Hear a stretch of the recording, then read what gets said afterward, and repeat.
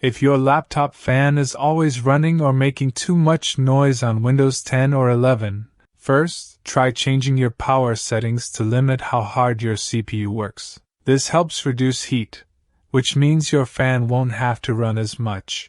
Press the Windows key and X, click Power Options, then go to Additional Power Settings. Choose the Balanced Plan, click Change Plan Settings, then go into Advanced Settings.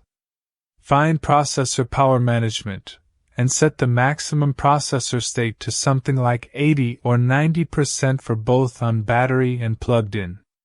Apply the changes and see if the fan quiets down. Next, clean the vents and fan. Dust buildup is actually one of the most common reasons fans run constantly. Turn off your laptop, unplug it, and use compressed air to blow into the side and bottom vents.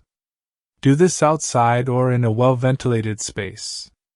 You usually don't need to open the laptop, just blowing air into the vents from the outside helps in most cases. Lastly, check for background apps using up your CPU. Press Ctrl plus Shift plus Escape to open Task Manager. Sort by CPU usage and see what's running at the top. If anything is using too much and you don't need it, right-click and end the task.